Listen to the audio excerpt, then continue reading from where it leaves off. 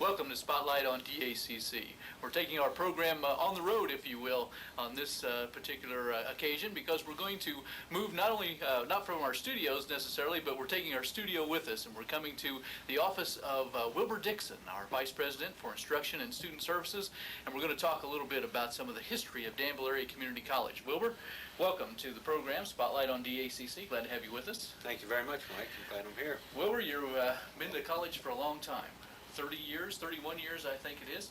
But this is going to be it for you. You're going to be retiring at the end of this year. But we wanted to talk to you a little bit about the history of Danville Area Community College, a little bit about how it started. And although you weren't here right at the beginning, you can share with us some of that information about how it began and how it's evolved then over the course of time. Okay.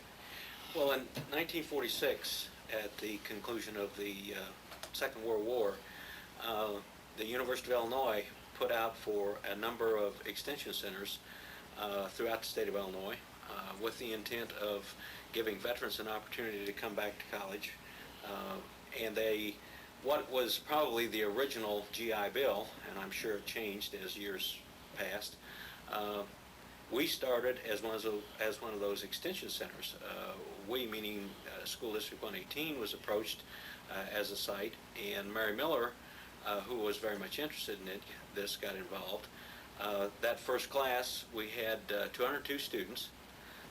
Interestingly enough, about 118 of those students were veterans and were using those benefits that I made reference to earlier. We had 27 part-time faculty members. 27 part-time faculty members who are primarily teachers from District 118, taught at Danville High School.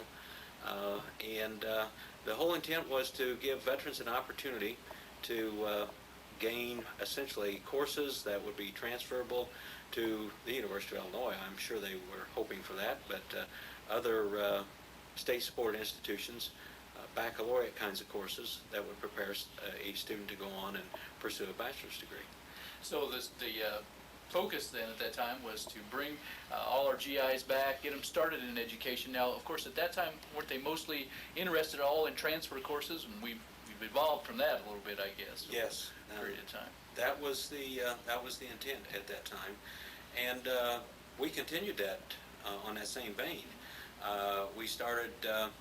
We moved from being affiliated with the University of Illinois as an extension center to the total under the total auspices of School District 118, the School Board of School District 118, and that was in 1949. We became, interestingly enough, Danville Area College, and Miss Mary Miller was appointed the dean at that time, and I'm not sure of those enrollments at that particular time, but we continued on. And interestingly enough, in I believe it was about 1953, the Board of Education indicated to Miss Miller and to others that they were kind of putting the college on notice for about a year to see what would happen as far as enrollments are concerned. And Miss Miller pleaded with the board. I had an opportunity to read the letter, and only Miss Miller could write a letter such as that, acknowledging the board and their expertise and their wisdom and those kind of things. Bottom line was she did not want to lose Danville Area College, and was able to influence the board to give them the opportunity to continue for really no time parameters. And I think that was probably one of the biggest hurdles she had to overcome during that initial early stages of the college. Right. Now, we started, as you said, as an extension center. How many other extension centers do you know of that were across the state, or were we one of a very few extension centers at the time? As I recall, in reading that information, it was either 27 or 32 extension centers from north to south, and I'm sure there were far more in the Chicago area, but we were one of approximately 30. Did a lot of those continue on that you know of, or were we unique in that respect? I think we were probably unique in that we continued on as a community college. I think some of those probably stayed under the auspices of public school districts, and probably were phased out eventually because we were one of the very few community colleges at that time. Now, you made reference to District 118. We held classes at the time where?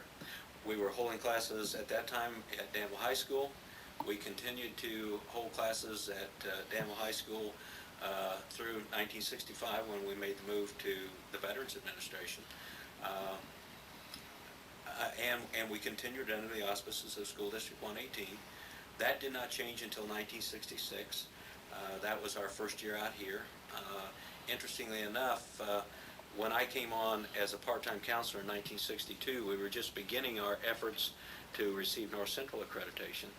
And that whole process took us about 4 years before we actually got recognition, not the recognition, but just our application approved. We were assigned an advisor, Dr. Beckus from Vincennes University. And so, but everything was happening at Danville High School until 1965, and then in 65 we moved out here into one building, and in 66 we started to expand considerably. Things started happening then in the mid-60s, didn't they? Let's talk for just a minute about Mary Miller. Your recollections of her and her influence over I guess the people that had the power to keep a community college or to not keep one. Talk a little bit about Mary Miller. Well, I'm probably Mary Miller's biggest advocate. She gave me many opportunities, but she was a driving force. As I pointed out, she started out with the institution. She, in the early 50s, kind of put herself on the line as saying, this, I have a vision, I have a dream. She stayed with that. During those years at Danville High School, she stayed with it, even until she retired in 1972. And even after she retired, she was president emeritus until she passed away in 1986. Mary Miller always played a part, was one of the driving influences for Danville Area College, Danville Junior College, and later Danville Area Community College. Right. Now, her involvement in education was quite a bit earlier than that, though. Wasn't she an instructor then at Danville High School? And she taught English at Danville High School, a senior grammar. I'm a product of that, as probably a lot of us that graduated from Danville High School are a product of Mary Miller's senior grammar class. But she taught as well as being the dean, as well as being the chief administrator for Danville Junior College until we moved out to, now she probably was doing limited teaching during the early 60s.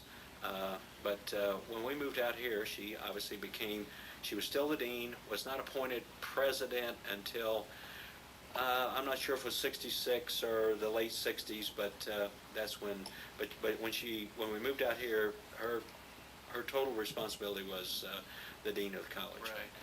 There's probably stories abound about Mary Miller and the way she managed the college, and you look at pictures in books and publications and she was involved in everything. I mean, it seemed like she was the ultimate micromanager. Is that right?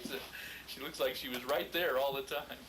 Keep in mind, I prefaced this by saying I am Mary Miller's advocate. But she was a micromanager. Anything that happened on this campus, she was totally involved with. Anything that, I remember sending in a request for a 6 pins, and Mary Miller determined you didn't need 6 pins. She crossed that through and changed it to 3. We obviously have loosened those up a little bit, in the last 30 years. But because of that, we're where we are. I mean, she took us through those difficult times. And so she was a micromanager, but she also was a person that was totally committed to Danville Area Community College and totally committed to seeing us thrive. And because of those kind of activities, we are here today. Right. Now, since we're on the topic of presidents of the college, who followed then Mary Miller in 1972? In 1972, Bill Langus was appointed president. He was he had come out to Danville Area Danville Junior College, the same year I did, 1966.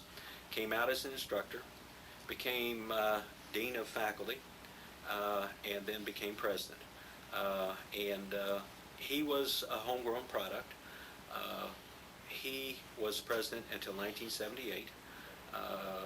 He had to take disability actually in his last year because he had some health problems. In 1978, Joe Borgen was brought on the scene as the third president. Joe took us, or brought us, kicking and screaming into the 80s. He is probably the one person that got us more involved with community than any of the other presidents we've had. So we followed Mary Miller with Langus, Mr. Langus, who was already a faculty member on campus, and then Joe Borgen came on. And how long was he here then? Joe was here from 78 to 81. We got involved with, when I say getting us involved with the community, he got us involved with Business Economic Institute. He got us involved with economic development. He got us involved with, started us in labor management, although his predecessor, Ron Lingle, was really the person that got us totally involved in the labor management movement and getting involved with labor management. And Ron came on board in 80. Well, Ron was here as Vice President for Instruction and Student Services. Excuse me, it wasn't Student Service, Vice President for Instruction. Ron got us involved with labor management in 1981, and he was here until 1988, or 87, 88, and then Dr. Harry Brown, who is the president, came on the scene. So in the history of the college, we've only had 5 college presidents, exactly, right? In 50 years. Exactly. One of the reasons we're doing this interview is not only the fact that you're retiring at the end of this year, but we're also celebrating our 50th anniversary of the college, 1946 to 1996. And although this is 1997, a lot of the activities that we're planning surrounding that anniversary are coming up here in the next few weeks, and we'll talk more about that in other programs. But we've had only 5 presidents. We've done a lot of things. You started out as a college that was in a transfer curriculum for the most part, getting kids from here to the 4-year institution. How's that changed over the years? When, as I pointed out, at the inception, it was primarily for the baccalaureate kind of student, and it really stayed that way until about 1965, and that's when we started getting involved with vocational programming. We had a data processing program when we were still at Danville High School, and that was out in what we called the Little White House. When we moved out here, there was an ag mechanics program that was over in a facility, the old Phillips Laundry Building at Garfield Park, and we started our ornamental horticulture program just kind of on a string. So we started into vocational programming, also business education, secretarial sciences, those kinds of things. So that's when we really got, it was in the mid-60s that we really got involved with vocational programming and started preparing students with Associate of Applied Science degrees, giving them skills to go out and go to work after 2 years of college training. All right, so we're looking now as we've moved into, let's see, that's 20 years almost involved in the higher education in Danville. We went from transfer programs into vocational programs, and we'll talk maybe later about how that's even evolved, not only at Danville Area Community College, but on the community college level altogether. How do you see our student population right now, Wilbur, as far as those 2 areas are concerned, transfers compared to vocationals? Well, I think the significant thing as far as our student population is concerned is a couple things. That, the change as far as the baccalaureate programs and the vocational programs, but also the change in the student body. When I first came out here in 1966, we were looking at probably the average age of our student was 19 or 20 years old. The average age of our student right now is about 29. So we have more returning parents, single parents, retraining, those kinds of things. So, the age has changed. As far as programming is concerned, when I came out here, there were probably 2/3 of the student population was people that are planning on going on and getting a bachelor's degree. Let's come back to that thought in just a minute, Okay. Wilbur, okay? We'll be right back in just a few moments as we talk to Wilbur Dixon about the history of Danville Area Community College. Stay tuned and come back. That's where we have to start. But this is the book here. Want me to read to you? 1 out of every 5 Americans can't even read a story to their child, Up here. Oh, there he is. Okay. which is one way illiteracy gets passed down. The city on a tall column stood the statue of the Happy Prince. Have a nice Won't you day. support Literacy Volunteers of America and help fight illiteracy? The end. We'll do it again.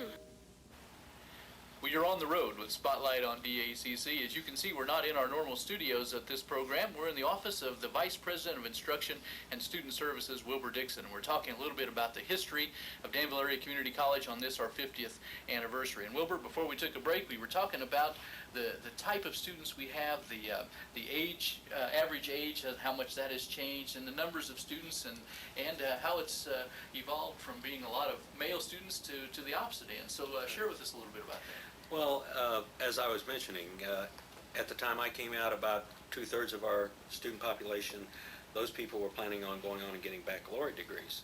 At this time, it's about 44% of our students going on to get baccalaureate degrees, about 44% of our students going in vocational programming, and a number of students in adult education, and significantly more students in what we call developmental gaining skills, and a lot of that is because of the people that have come back, that and that's why the age is a little higher.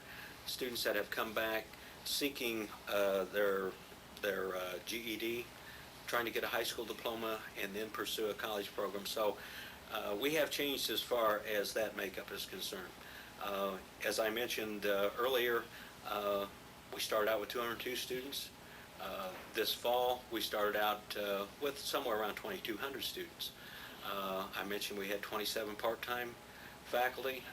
This fall, when we started, we had about approximately 60 full-time faculty and approximately 90 part-time faculty. So, you know, we've had some significant changes as far as the makeup of the student population. You mentioned the male population. Back in the mid to late 60s, we went from the probably 2/3 of our population being male students. A lot of that was because of the Vietnam conflict. Now that it's probably a reversal of that, it's probably 60% of our population are female students. So we've had some significant changes in student population, in programming, in enrollment, age of students, Right. those kinds of things. I noticed before we went to the break, you said that the average age now we think is around 29 years old. How does that work in the classroom? How do you see it in the classroom with the older students now? You know, we have a traditional thought of the student out here being 18, 19, 20 years old, getting ready to go on. How does that mix? How does it work in the classroom? Well, I would say that the most significant part of that is the diversity of our student body, whether that be age, whether that be, you know, ethnic, whatever it may be, or male, female, those kinds of things. The real plus we have is that we have a very diverse faculty, and that is some of the training that, or some of the in-service that we've done with our faculty. But a credit to them, a lot of them have accomplished this on their own. They have taken the efforts to enhance their skills and get a better read on our student population and deal with, you know, the older student, the younger student. It's interesting, when you talk to a returning single mother, for example, that may be 35 years old, and she first comes out here, she indicates the fear of, you know, what are the younger students going to think of her when she gets out here and she finds out that she's nearly the average age, and the younger students really don't look at her any differently. They blend in very well. Sure, sure. Well, that's the beauty, I guess, of a community college, because it is community, and it brings in all segments of the community. Let's talk about Wilbur Dixon now for a few minutes. How you got started in education and what brought you from your early days as an instructor and a coach, I understand, out to the area of higher education. Well, when I came back from the University of Denver, I started at Georgetown High School, and I taught at Georgetown High School I taught, was a counselor, drove the bus, was a coach. I mean, you know, in those days we did a little bit of everything. Sure. And you think back of, or I think back of what I was paid, they got a pretty good deal. But those were precious years. And I was enhanced to come to Danville, very honestly, by Mary Miller. I had contacts with her not only as a student when I was at Danville High School, but also when I was a counselor at Georgetown. I just made it a policy that the seniors needed to know what their educational opportunities were. And we would come to Danville High School, Danville Junior College, and take a look at the facilities and talk to Miss Miller. And at that time she was the counselor, advisor, whatever. And she would talk to the students about what their opportunities were. Well, she liked that, obviously. And so when a position came open at Danville High School, she contacted me, indicated that there would be a position. I went to Danville High School as a counselor and coach. I worked part-time. I started in 1963 as a part-time counselor at Danville Junior College. Was there for 3 years at Danville High School as a counselor and coach, and then came out here in 1966. When I came out to Danville Junior College, I came out as a counselor, was in that position 1 month, and the fellow that was the Dean of Men, that's kind of dates me because that's back when Dean of Men and Dean of Women were prevalent. I requested from Miss Miller the opportunity to serve as Dean of Men, and I remember very vividly that Miss Miller let me know very quickly that I was 27 years old, and she didn't think that I was really ready to move into an administrative position such as this, but she would put me in an acting capacity in that Dean of Men's position. And I acted. For about 3 years I acted. And then became, at that time we called the position, instead of Dean of Students, it was Director of Student Services. Was in that position until, and that position changed from Director of Student Services to Dean of Students. Was in that position until 1981. And in 81, when Joe Borgen left and Ron Lingle became the interim or acting president, he asked me to step into the position of acting vice president for instruction. And I did both positions for about 6 months, Dean of Students and vice president for instruction. When he was appointed president, he asked me if I wanted to continue as vice president for instruction, and very honestly, I had to think about that for about a week. I loved the contact with students. When I was Dean of Students, I did all the recruiting for the institution. I did advising, counsel students, and loved that contact with students. And I really, really hated the thought of giving that up. But after thinking about it for a week, I decided to opt to take the VP position, and have been in that position ever since. And very honestly, I have never really dreaded making that decision. I still miss the contact with students because it's limited now, but I have had the opportunity to deal with exceptional, and I emphasize exceptional, faculty and staff. I mean, we are truly family at Danville Area Community College. Right. You mentioned faculty and how exceptional they are, and I think that's one of the things that stands out at Danville Area Community College is the fact that we have master's level teachers, instructors in the classroom. Tell me about some notables in that area that you might want to share, and then maybe one or two from your history, students that we've had here that have went on to do great things. Well, probably some of the most notables happened in the late 60s, early 70s. That's back when the Vietnam conflict was going on, and it was very significant. And even though we were a small Midwest community college, Kent State was still on the scenes. There were a lot of things happening. We had, when I say a number, it was probably only 2 or 3, but we did have some demonstrations. To the credit of our students, they did it in an orderly fashion. They came in and advised me they were going to do it. obviously I informed Miss Miller they were going to do it. That was interesting. But we were able to deal and work with our students in an orderly fashion, and really had excellent communication with them in that regard. So those were significant at the time. I think they probably were nearly ulcer-bearing for me because they were difficult.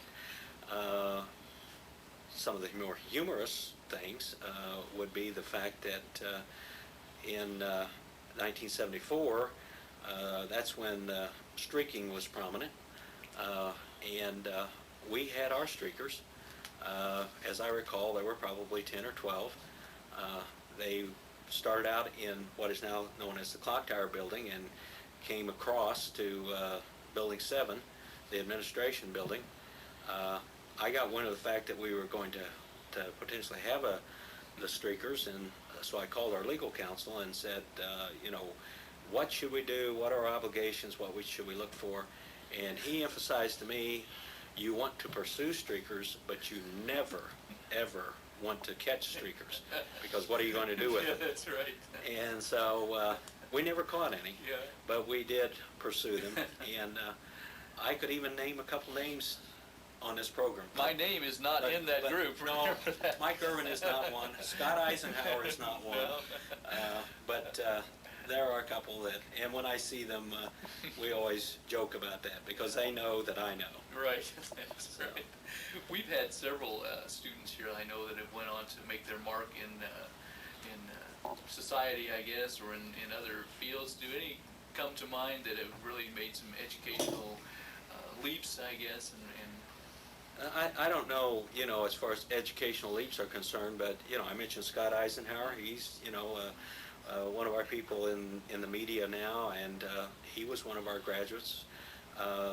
There are a number of people in School District 118 that are in either teaching roles or in administrative roles that have had their start at Danville Junior College and have gone on and have been rather successful. And some of our students, I mean, you know, I'm sorry, some of our teachers, Jane Brown, for example, Joy List, for example, Dave Kissman, who is going to take my place. Dave started out here. He always tells everybody that I recruited him up at Eastland High School, and I guess I did because I went up and signed him up for his classes. But Dave will be moving into the Vice President for Instruction position, and he graduated from Danville Area Community College. And another good example of taking advantage of extension classes from, at that time, was Sangamon State University, and getting a bachelor's degree. We've had others get bachelor's degrees from Eastern through our extension classes. Got their associate degrees from here, got their bachelor's degree. Debbie Mills, who is our tech prep director. Debbie got her associate degree from us, came back, got her bachelor's through Eastern through their vocational program. So, you know, those are people that aren't significant maybe as far as national fame, but are local people that have been very successful and started with us. Sure, made significant contributions to their community. Yes, which is important. exactly. Well, Wilbur, we've got about 2 minutes left or so. Talk to us a little bit about what you see as the future for Danville Area Community College. You know where we've been and how we've evolved over the years. What do you see for us in the next 25 years or so? If I knew what we were going to be in the next 25 years, Mike, I could retire today and be a consultant all over the country. I don't think anybody knows that. Education has changed so vastly that obviously distance learning is on the scene right now. We're going to be involved with that.